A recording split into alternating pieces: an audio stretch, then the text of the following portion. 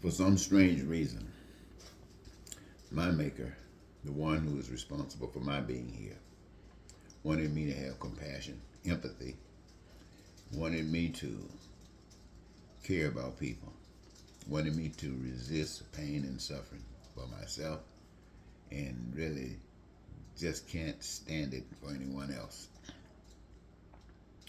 It is amazing when I, here in America especially, growing up around a church, a religion, Christianity, and talking about an afterlife, a heaven, and how wonderful it is.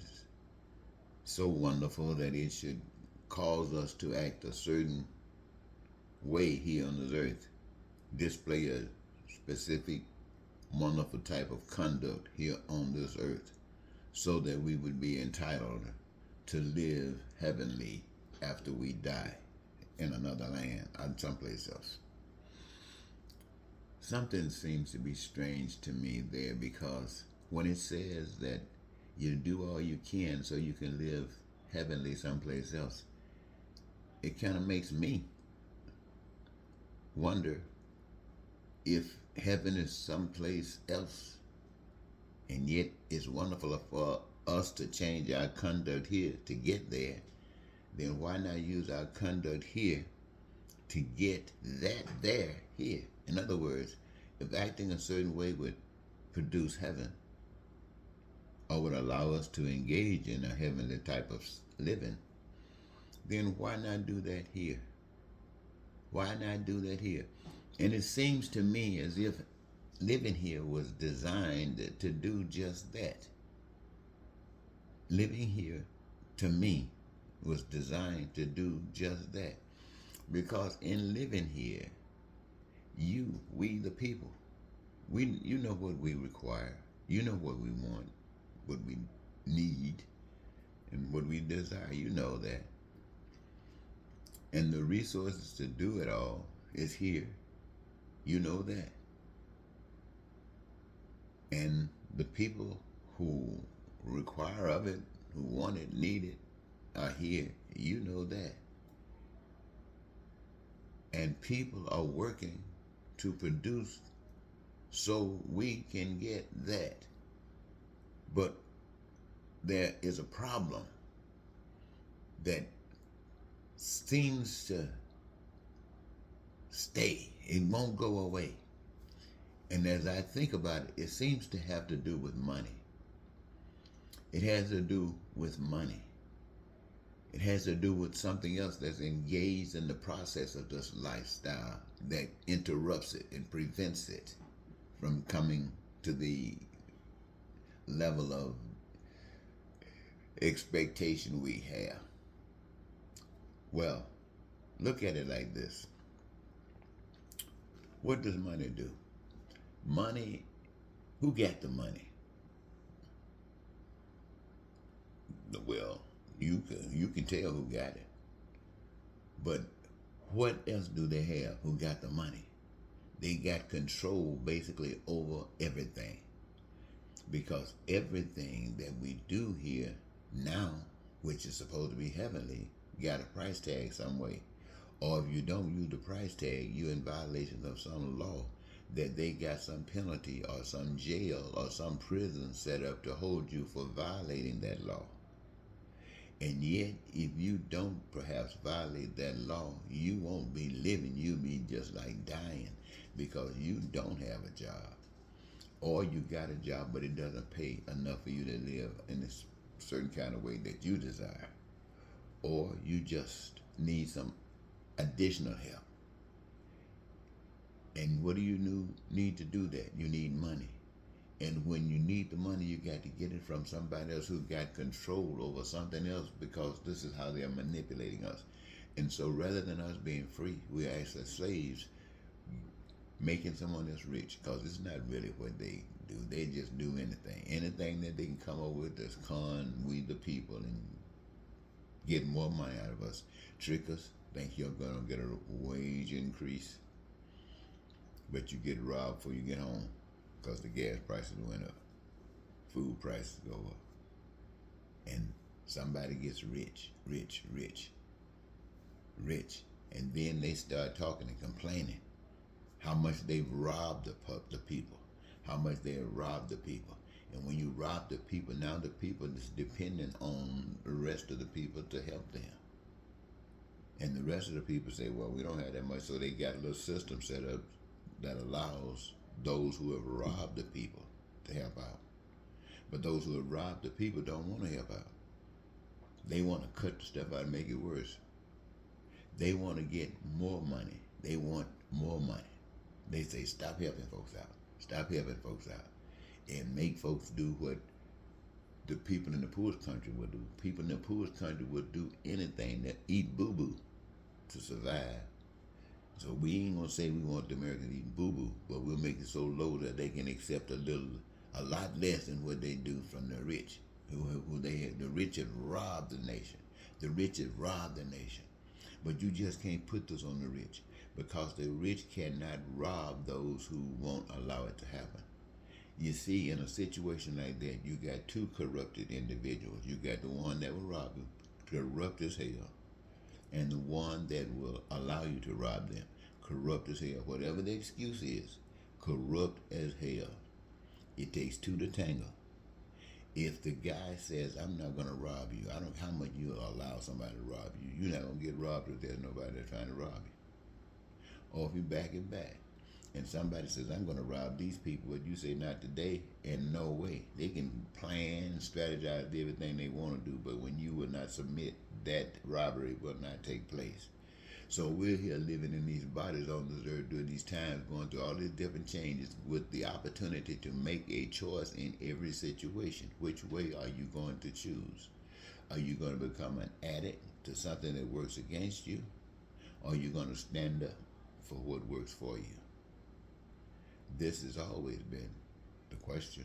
It has always been a challenge. And for the most part, many people stand, but many people standing is not going to resolve the problem. Many people standing really are half standing. That's why it goes on and on and on. It's half standing. What I'm basically saying, there are many of you out there who try to do right. And you call yourself doing right. Good people. You help folks and all that kind of stuff. And you thinking that you're working on that way to live in heaven when you die. But you're not really doing godly stuff here on earth. You're doing what they allow you to do. See, if you were doing the godly stuff, the stuff that they allow you to do takes you to a point. And when you get to that point, you're going to see the other stuff still there, which is going to require you to do something else. And you don't say, well, there's somebody else to do it. You see it. You stand up. See what you're actually doing. You're standing up against that which does not work. That which does not work. You got people saying, especially the rich, government, we don't mind helping people. But I heard Manchin, I believe, say something like this in some explanation for him becoming a libertarian or some other guy other than Democrat. I mean, I used to listen to the news and I hear Democrats trying to do this, and old Manchin seemed to be standing in the way at every turn. Just standing in the way at every turn. I think now he might have been thinking about running for president, getting that thing of people. Or more like he talking about he wants the kind of system when his parents came in and they were doing this. And I like this guy from South Carolina started telling him about his father. Couldn't even vote. You talking about going back someplace. You must be out of your mind. Anybody must be out of their mind. And so what I'm saying, we're all out of our minds. We're all out of our minds. We eliminate that thief, that con artist, that one that says, well, we're just motivating you. No. Just because you say you can make money, you can have money, you can do this, you can have 10 houses, you can have 12 cars, you call that motivation? No, baby. That is nothing but robbery. See, what you do as far as motivation is concerned is allow people to do that which they love doing. Allow people to do that which they love doing. Do you have to force an alcoholic to drink? No. An alcoholic gonna drink. Why? Because they love drinking. You have to force a crackhead to smoke crack? No. They love it. So you find something that someone loves doing. It might be singing, it might be dancing, it might be designing, it might be building, it might be digging a ditch. Whatever they love doing is the thing that they should be doing, because here they get their greatest joy. And by doing this greatest, according to the plan of life, by doing your greatest joy, at the same time, whether you're focusing on it or not, because there are those who focus on it, that's their job, is to do the focusing, to assure that no pain and suffering comes out of anything that we as human beings do for one another, and that everything that we do benefits to the best of our ability, and it's there in a number that would allow each person, each individual that wants to access it, to benefit from it, to be able to do so. And you don't have to lie, cheat, steal. You don't have to go to jail, go to prison. All that stuff just gone away. But I can talk about that today. And as wonderful as it is, living in heaven on earth rather than having to die to go there, because most of folks who talk about dying going there don't believe in anyway. But they can make it here. However, they got somebody who robbed them and conditioned them to believe that they can't. I'm talking about we, the people. All of us who listen to my voice today, you would love to live in that kind of lifestyle where your life is satisfied. You would love to. But you won't do the things that's required. The things that you do, you've been convinced that if you took some of this other stuff out of the way, that this would be sufficient for you. You know, like supremacy says, you get rid of these here group of people, then you have more stuff available to you. But you won't have any more stuff, because you still gonna have to work to get what you get, and they are going to have to charge you more now because they lost the benefits of that other. So what I'm basically saying is that government, as far as I can see, is the people. Every walk of life that people find themselves in is government.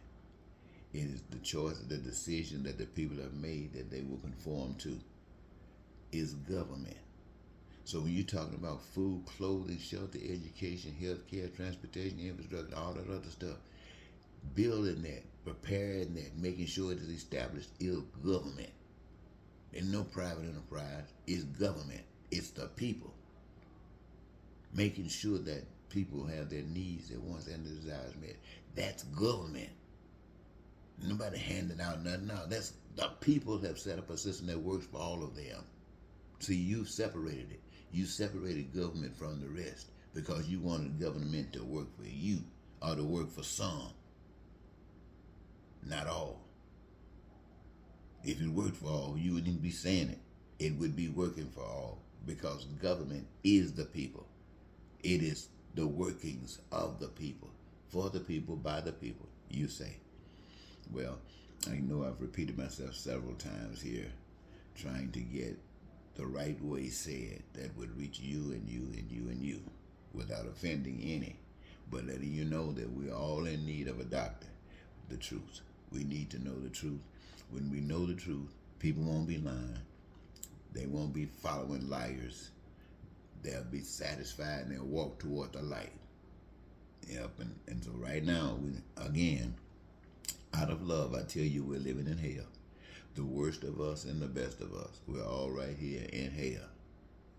And we really, right now, are not fit to be any other place better.